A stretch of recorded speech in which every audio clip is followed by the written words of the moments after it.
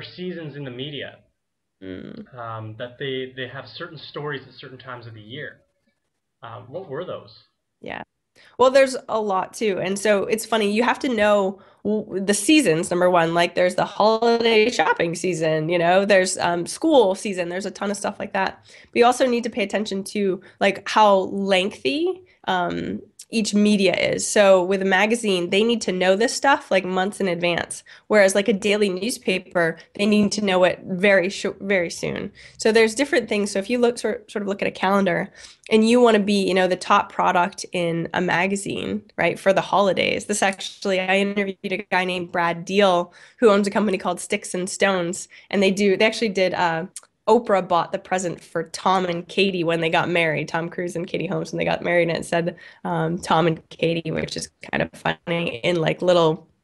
It's like a novelty gift, but it was funny because he ended up getting that in a magazine for the holiday shopping season, and it Hmm. takes beforehand. They pick those products, in the summer. So that way they have everything set up for the winter season and for Christmas. So really make sure that when you're paying attention, if there is something that you want to get in on, right? A holiday, a specific season in the media that right? And Halloween, they always talk about this stuff and they're always looking for very similar stories. If you go back last year and look at a magazine around the same time, they're very similar stories. They have to keep churning out content. So they have seasons of Halloween's cool right now. This is what we're going to talk about. Christmas is cool now. This is what we're going to talk about. So I think that's really important to know too. Pitch them when they want the stuff to be pitched for.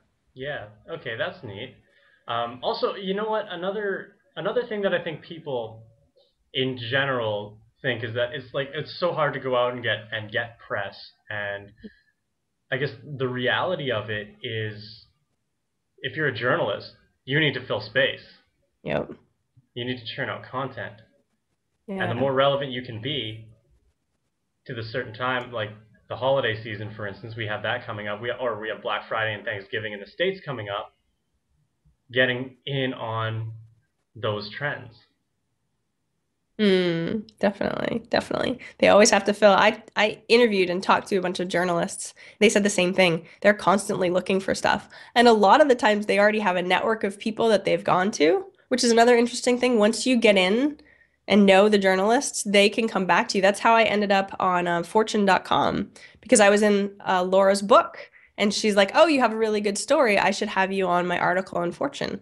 And so it's sort of how that goes, they start to have networks. And if you can be a part of the journalist network, when those, trends are coming up and they go, oh, I forgot they have this thing, makes all the difference in the world. Okay, so you become an insider, so you can become a press insider, and I think that's cool.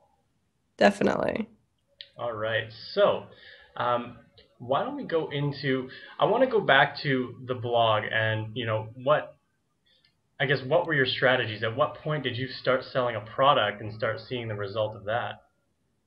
Yeah, it's funny. I actually, when I first started, and actually I still do it now, I have consulting clients. So I have consulting and coaching clients all over the United States. I had all over the world. Time difference is a pain in the butt to deal with. I'd work at like 9 o'clock at night. But I think that's a really cool thing. If you're just starting a site, you don't necessarily need to have this crazy product already done. I actually was just chatting with Andrew Warner from Mixergy. I don't know if you know him or have interviewed him. I haven't Um, interviewed him. I know of him. I've watched him.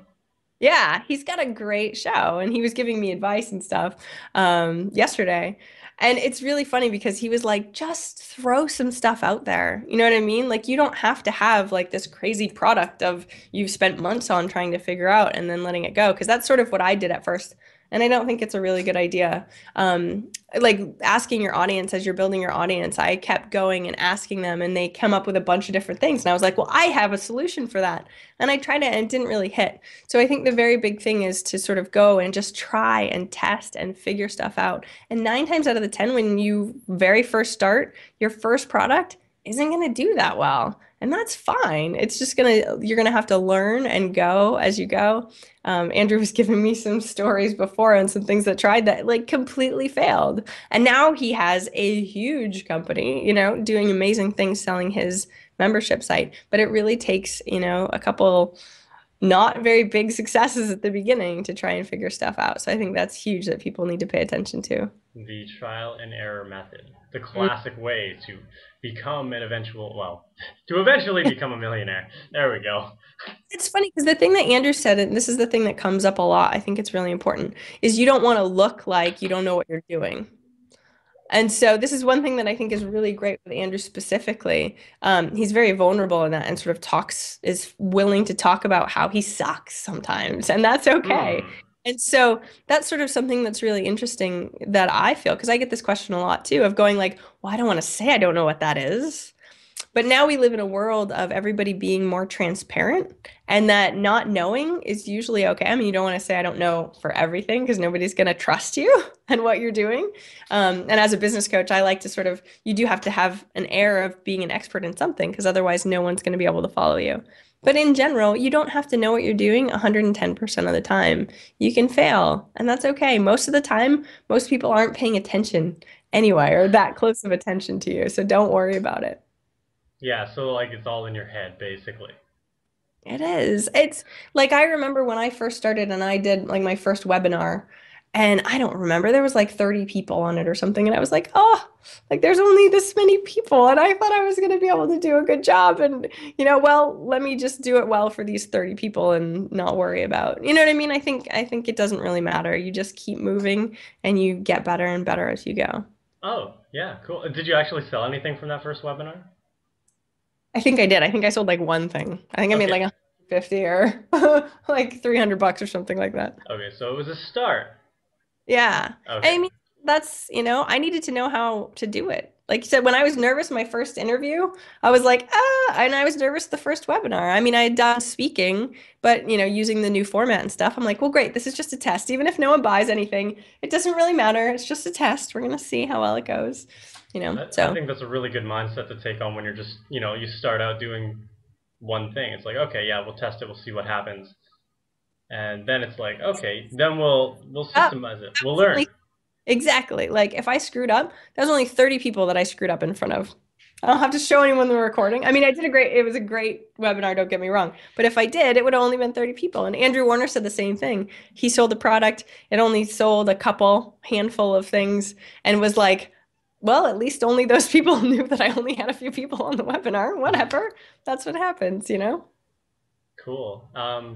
I just lost a question that I thought was so good, which happens from time to time. But Transparency. because I don't script these. I don't know. You're probably not. You're like me. I think you don't script them. You prefer to connect with people. So Yeah. I think that's important. So if it comes up, it comes up. But then, like a normal conversation, sometimes you lose Yeah. I know. it. Sometimes after you're done the interview, you're like, oh, I should have asked him 1,000 other things. Why? I'll have him back on the show. Totally.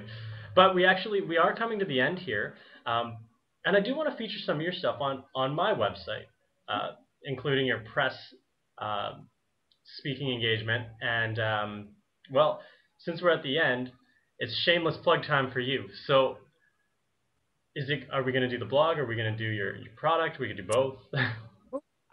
I have something new coming out actually. I was approached by someone from udemy.com. Have you ever heard of Udemy? Hmm. Really cool site, right? They do courses. And so they're going to be promoting a Black Friday deal as long as technically everything lines up okay. Hopefully it will.